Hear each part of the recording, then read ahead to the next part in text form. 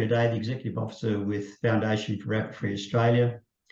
The Foundation's primary goal is promoting research into rabbit control. As part of that, we have a real role in just raising awareness about rabbits and also in encouraging the adoption of best practice rabbit control. We go out of our way to try and talk to a whole lot of people wherever and whenever we can. And one of the things that's come through from that is we're continually seeing opportunities for a National Rabbit Management Coordinator. And so in discussion with a few others, we've put forward a discussion paper proposing that one be appointed. And I'll talk through that today, and we're keen to get feedback or letters of support for that as we continue on this process. But I'll jump into that now. Just the current situation, I guess the main thing is we're dealing now with generations of land managers who don't have experience of rabbit plagues and often don't have great understanding about rabbits and how to control them. Anecdotally, we keep getting a message that rabbits are under-recognised and underrated. There's probably not enough work being done in rabbit control, and what is being done isn't always done that well. It's been interesting. We've had a couple of papers come out recently that help support those anecdotal information. A recent one looked at over 4,000 examples of rabbit control from across Australia and found that releasing calicivirus, RHDV, was the most common activity undertaken, and 85% of the people who did that did nothing else. There was no physical or chemicals controls of any kind to back that up. And our experience is that that's not sufficient to get to levels where rabbits aren't really continuing to cause harm. Of those that do undertake rabbit control, again, anecdotally, we hear stories about things not going too well. And often it's because people haven't had the training or the experience to know how to go about things. Again, some other survey work has come through and showing that of Australia-wide survey, again through ABARES, of those undertaking rabbit control, around 50% felt that their efforts had been ineffective or they had no confidence that they'd been effective. Of the 24% that felt they had been effective, it looked like they'd generated returns of about 6 to 1. So it again highlights this great variability in effectiveness of operations, as well as that question about is enough being done.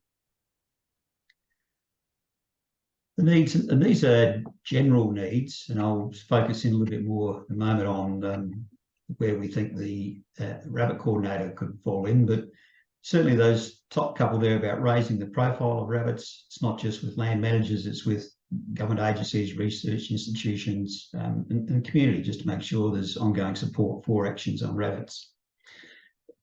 Real one that keeps coming through is the need to re-engage and invigorate the current generation of land managers. That's everything from raising awareness, giving them encouragement, training, support, coordination, how to help people work together so that their efforts won't be overdone by rabbits reinvading from their neighbours, those sort of things. So that's the coalface, if you like. Background to that, the context, we think there's real roles for embedding rabbit issues into other things like drought relief, destroying warrens during drought is a very strategic measure to undertake. It means it has long-lasting benefit. It means the country recovers sooner after drought when it breaks. We'd love to see rabbits built into those sort of programs. Similarly, anytime we're looking at rabbits, so our focus is rabbits and we steadfastly keep it pretty narrow, but we're very keen to work with others and to see rabbits embedded into a whole of landscape approach. So things like if there's a cat control program, think about rabbits as part of that. If you're looking at rabbits, think about are there weeds that are providing harbour for them, build in a weed control program as well. Anything that looks at getting the best result at a landscape scale.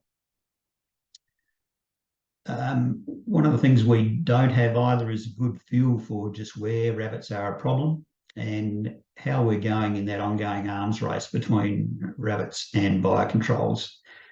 So we're floating ideas now about how to start to generate what we're calling a census to try and regularly get data for that.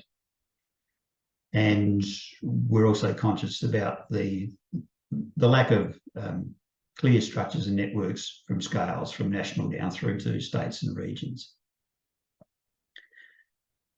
Looking at amongst those needs about where a coordinator fits in, prime focus we see for a coordinator is some of that grassroots stuff.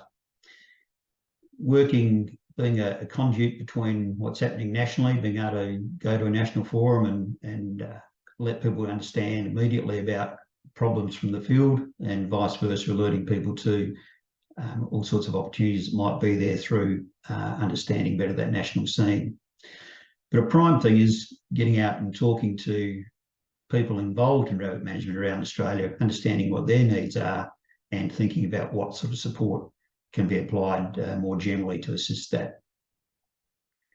With a landholder focus, it's largely about consistent messaging, becoming very clear about what best practice is and continually reinforcing what best practice is, so that people with goodwill and intent have got more chance of being effective. One of the things that needs to happen is a review of the rabbits glove box guide.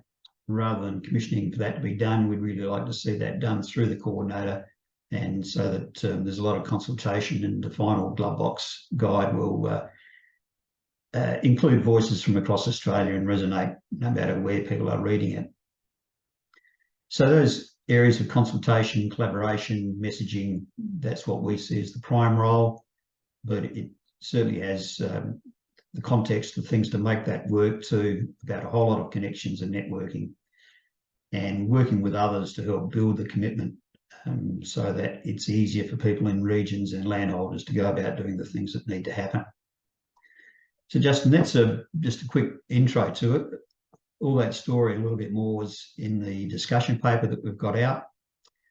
We've got that available for feedback at the moment, and once we get the feedback in, we'll be developing a business case and looking for investors so that we can have a National Rabbit Management Coordinator appointed and taking their place at the table along with the national coordinators for the other vertebrate pest controls. So that's it from there, and I'll just stop that sharing and yeah, invite any discussion or questions. Thank you. Yeah, thanks, Peter. And I think the national coordination model that Peter's alluded to has been working extremely effective. Jules, obviously you'd be aware of the work done in the wild dog space, but there are a number of other areas, both established, but others that have been proposed as well. Some in the weeds area, which we might get some feedback from Troy on in the next presentation. But yeah, just if you have any questions for Peter, if you could please raise your hand. I can only see part of the meeting at this stage. Peter, I might just ask you if what's the time frame after sort of submission and the process, do you know, in terms of getting the coordinator role resourced? We don't have a specific time frame, Justin. We'd like feedback by the end of this month, by the 23rd. If people are interested in seeing discussion papers, just jump onto our website, and the latest news, there's an article there about it with all the links, etc. Yeah. We're starting work we collaborate closely with Centre for Invasive Species Solutions and all of this, and we're just starting to talk with them and some industry bodies next week to start to, I suppose, develop a bit of a plan for what might be in the business case, but it'll be influenced too by what we get in the feedback. But we would hope that in the next few months or so, we'll be able to be in that position of having a business case developed and actively looking for investment. Yeah. Rhiannon, thank you. Thanks, Justin. Peter, technical question. We, over many years, have had really active groups tackling rabbits. We've had, photos of rabbits, swarming the hills, just moving in the 80s. It seemed like we really got ahead of them, but more, I'm seeing rabbits around the place, and I'm wondering how many rabbits indicates they're about to blast off and sort of recolonize at those levels, or is there an indication of what we're seeing on the ground as to how quickly those populations might explode? Look, really hard to predict all that. I guess in some areas have had really good rains during summer for a few years. So green grass stimulates breeding in rabbits. So that's perhaps why you're seeing some in your area, I don't know. Also, just that drop off in attention to physical and chemical controls, particularly warren ripping, are keys to keeping rabbit numbers low. So we sense it's certainly that's part of the story why anecdotally we hear stories of more rabbits around, but we don't have good data on that. Certainly the arrival of RHDV2 a few years back knocked rabbit numbers down a bit. The impression we get is that they're gradually building from that decreased base again, and that's typical with the biocontrols. They come in and have a big impact, then gradually their effectiveness wanes, and it's time for another biocontrol. And one of our pet stories is it takes at least a decade, if not longer, to develop a new biocontrol. So it's not the sort of thing where you can wait for a problem to happen and think, boy, I might go do something about that now. We need that background work going.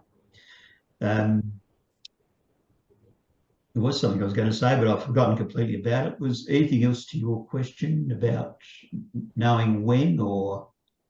No, I think maybe the other contributing factor is, or the risk factor is, I don't know how many other regions experience this, but during COVID, we had a huge wave of tree changes. So we have properties constantly changing hands, which means that there'll be new land managers who, haven't seen rabbits as an issue in the past and haven't had that exposure to the potential problems. So probably something just for us to be mindful of. I think there are still rabbit transects that go on to monitor populations in the area, run by volunteers. But yeah, just interesting that they're popping up a little bit, and we sort of, feel, sometimes you can feel like, oh, we've done that, we've dealt with that. But yeah, it's been a fabulous 3 summers for rabbits, I think. Yeah, and that area, certainly one of the messages we're picking up is that more and more in, I guess, those peri-urban areas, public farms, small blocks, even in urban areas, rabbits seem to be becoming more of a problem in those situations. And you've 2 real issues to deal with there: complex communities where you might be up against people who are quite, just morally opposed to killing anything, whether it's a pest or not, shy of chemicals, shy of a virus, those sort of attitudes, as well as in those areas you're often a bit limited in the range of control options available. So that's something we're conscious of. We're working with a group we call our peri-urban network. We're just trying out the whole idea of, can we network people across Australia? So a bit like, I'm really interested to see how this community of practice works. It's a concept we're keen to explore too, and with a focus on that peri-urban area, put people who, often are in agencies where they don't have much support and dealing with problems. So I think early career professionals who come to this area without a lot of training or peer support around them, how do we help them deal with what are really hard questions about rabbit control in those peri-urban areas? And as some of the researchers we work with say, if we start to see higher numbers of uncontrolled rabbits in peri-urban areas, it just increases the likelihood of resistance building up to biocontrols. And once it's established in those colonies, is likely to spread forth as well. So it's not just a problem that we can, and you can turn it back on and say, well, that's their problem. It's one that we all need to be conscious of. Right, thanks. We might just 2 more quick questions of Julie and Jana, because I've realised when we readjusted the agenda, we've got some funky things happening with timing, and I was trying to do maths in my head, which wasn't working.